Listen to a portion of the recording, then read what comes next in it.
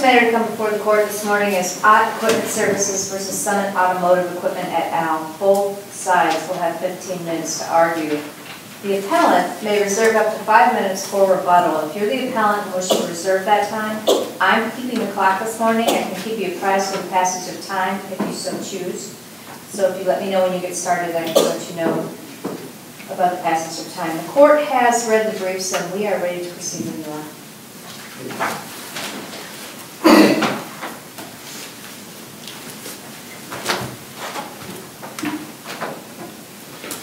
Good morning, Your Honors. If it please the court, my name is Christopher Sunken.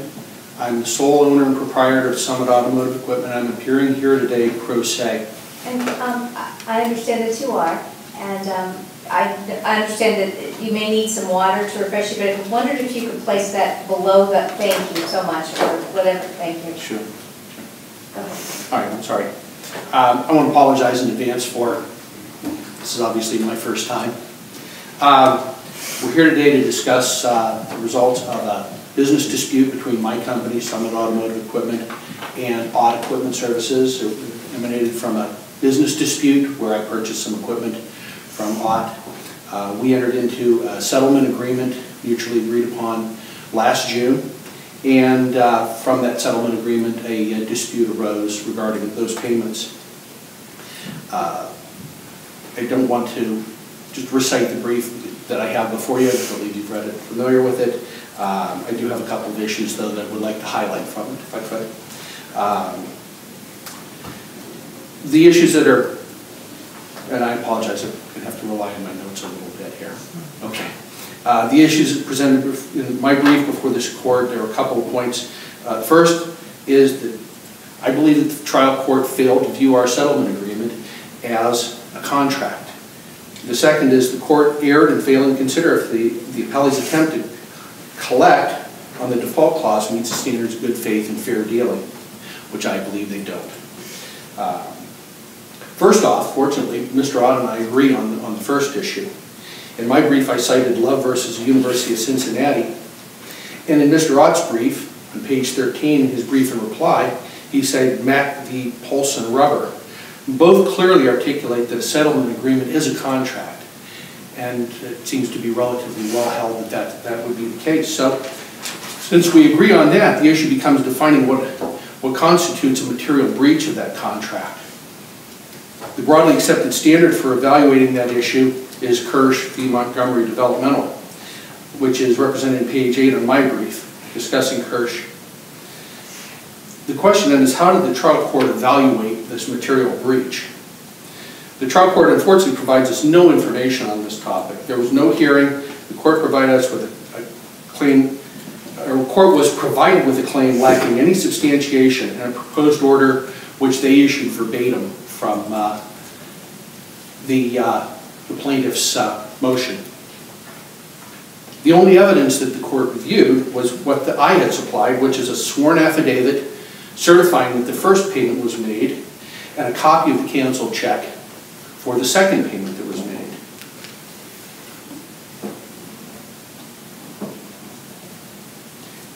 In Ott's citation on page 8 of his reply, he cites Morse v. Foley, reviewing court has an obligation to presume the findings of the trier of fact are correct, but the decision speaks otherwise. There was no discussion. If they evaluated this under the standard presented in Kirsch, they would not have met that test. Had the trial court properly assessed that this settlement agreement was in fact a contract, the court would have then been compelled to apply an appropriate test to determine if a material breach had occurred. And that test would be the one that's set forth in Kirsch. Had the court done so, they would have found that there was no material breach. Let me stop you there, or at least pause you there. The terms of the agreement included that an initial payment of $500 would be made not later than July 1st. Yes, ma'am. And then a payment in that amount would be made in every month thereafter. Yes, ma'am. So did you provide to the court in order to support your argument, evidence that payments were made for July, August, and September in the amount of $500? I supplied the court with a sworn affidavit stating that I mailed prior to the due date to Mr. Ott directly at his offices in Indiana the first installment in the amount of $500. I then sent to the court a copy of the canceled check that was sent to Mr. Ott's counsel, Mr. Yoder, which is attached to the my brief. What were the dates of those purported payments?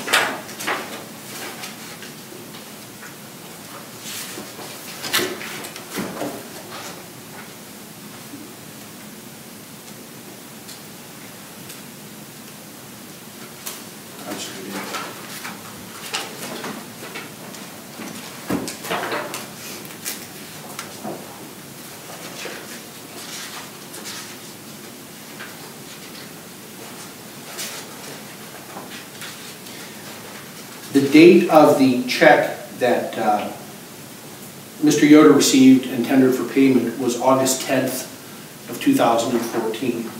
And the affidavit that I submitted to the court was that on June 20th, the first payment that was sent directly to Mr. Ott's offices was tendered. So the first on June 20th, 10 days prior to the due date of July 1st. And then the second payment on August 10th, which was within the month of August. Thank you. Now, it might be good for me to just jump ahead briefly here that might further flesh that answer out. Part of the problem that we have here is a very poorly written agreement.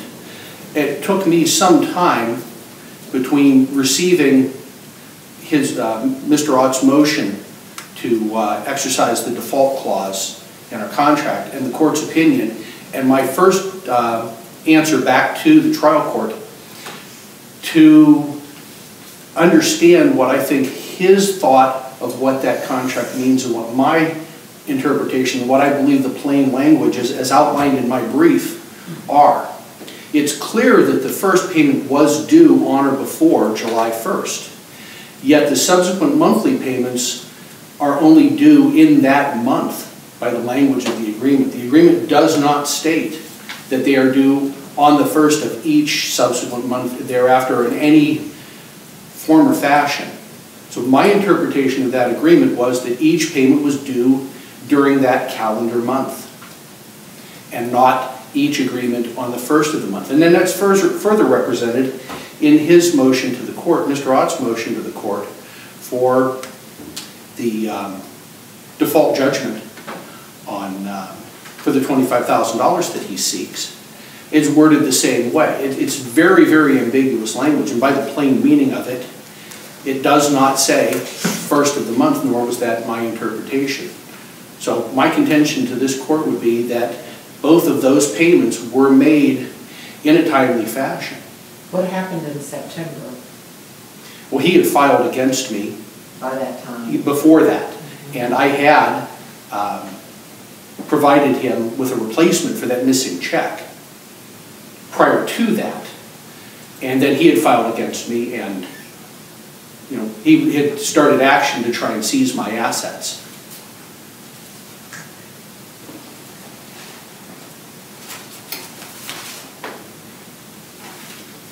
The second issue is good faith. Mr. Ott argues that he does not owe me any obligation of good faith. He further argues that the act of informing me of a missing payment would have been too cumbersome and unreasonable, yet that's the exact action that occurred.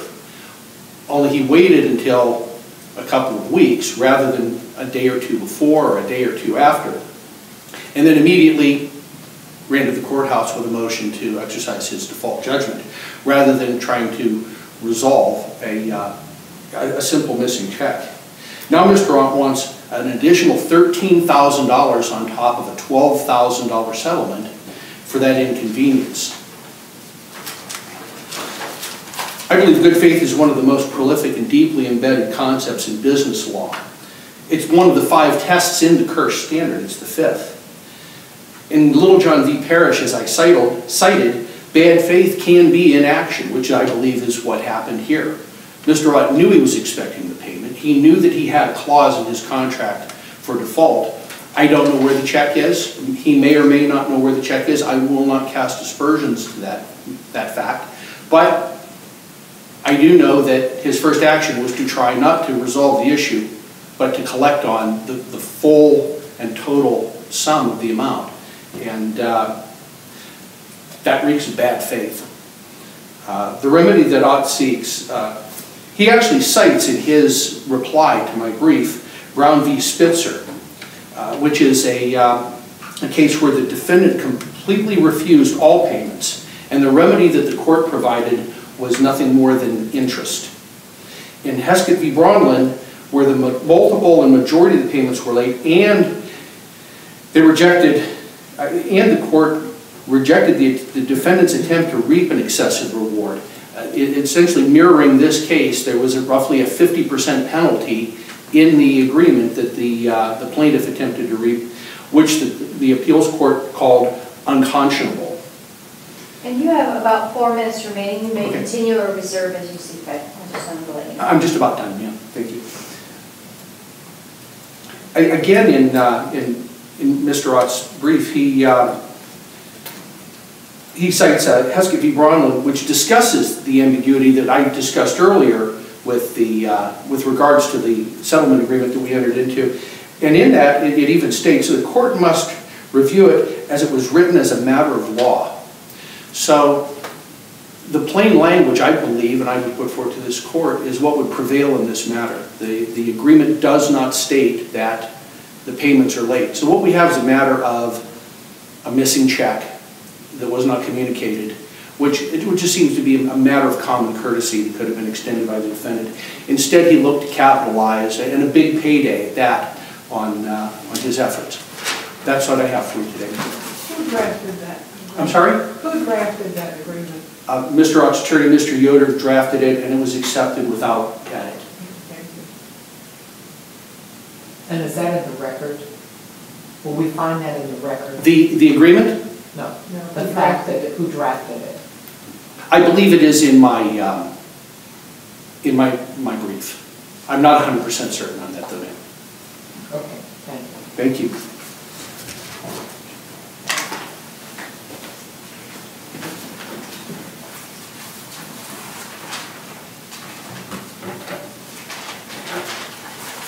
Thank you.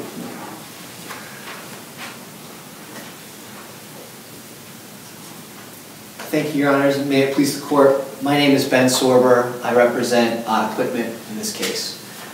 The question before us is a fairly simple one. It's whether or not breach or failure to make timely payments as called for by a settlement agreement is breach of that settlement agreement. The answer to that question is yes. For those reasons, we ask that this Court affirm the judgment of the trial court. Now, the first of the 3 issues that are raised on appeal is whether or not the trial court gave sufficient weight to the evidence before it and whether it considered that evidence appropriately. Viewing that evidence, the trial court did act appropriately. All that they had to consider for them, provided to them by Mr. Sunken, was a canceled check dated August 10th and an affidavit saying that 1 payment was made. Even if we accept all of Mr. Sunken's evidence as true, it's undisputed, though, that that August payment was late. Now, the settlement agreement called for payments. How is it late? Does that discount the check that Mr. Sunken said was sent in June? Right. Even if we accept the affidavit is true, and even if we accept that a check was sent in June, that June check would have gone to the July 1st deadline. Mm-hmm. By tendering payment on August 10th or thereafter, he missed the August 1st due date for payment, so the August payment was late. Well, how do we get to the August 1st date? That's not in the contract. Well, the agreement says that payment is due on July 1st and continuing each month thereafter. The way that agreement reads would be continuing on the 1st thereafter. I understand that the word on the 1st is omitted from the language of the agreement, but that's the plain interpretation. When you read that sentence, that's what it means. Mr. Sunken wants this court to add in the word or within that month. That's not there. When we see language drafted like this and as it appears in contracts, each month thereafter means on the date specified before. Of course, counsel,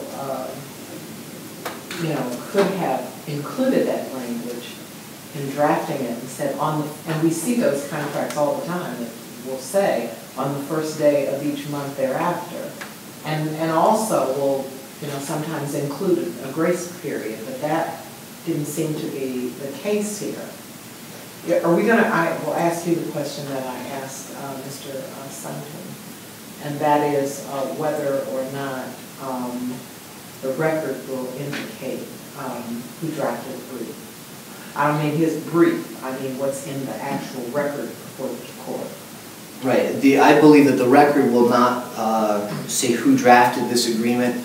I do know that this case was marked settled by the trial court. It wasn't dismissed pursuant to agreed entry by the parties, and the settlement agreement was never filed with the court until its breach, and it was a confidential release agreement. So the trial court, the record from the trial court won't state who drafted the agreement itself. So viewing the evidence that the trial court had before it under the manifest weight of the evidence standard, the reviewing court has the obligation to presume that the findings of fact made by the trial court were correct. So it's our position that this is a manifest weight of the evidence standard as to whether or not those payments were timely tendered. Under that standard, and viewing the facts that the trial court had before it, the trial court correctly decided, or at least within its discretion, decided that Mr. Sunken had breached the settlement agreement. And now that takes us to the second and third issue that we have before us today. Now, but look, before you go on, I just want to make sure I'm following you. The trial court did not analyze the agreement from the standpoint of whether or not the agreement required payment on the 1st day of each month. It's a very short order, it's just a paragraph. It just says he was to pay $12,000, making payments of $500 on or before July 1st and continuing each month thereafter until the balance is satisfied. And then the court says, to date, defendant has failed to make any payments as required under the settlement agreement. So the argument in the brief by the appellant was that the trial court discounted that there was a payment made. And I understand your argument to be that the trial court wasn't saying that no payment was made, but no payment was made as required under the settlement agreement. Yeah, that is what the trial court found based upon it. It weighed the credibility of the affidavit and the credibility of the balance check and everything that had been submitted. And in terms of the court's interpretation, or the trial court's interpretation of the on the 1st month, continuing each month thereafter, I don't believe that was raised by Mr. Sunken at the trial court level. That argument didn't appear until it was elevated up to here. So I would even go so far as to say that the interpretation of on the 1st month and continuing within each month thereafter, or continuing on the 1st thereafter, that issue wasn't put before the trial court for them to decide. What was he arguing below? He was arguing below that he had timely made the payments, and he also argued below that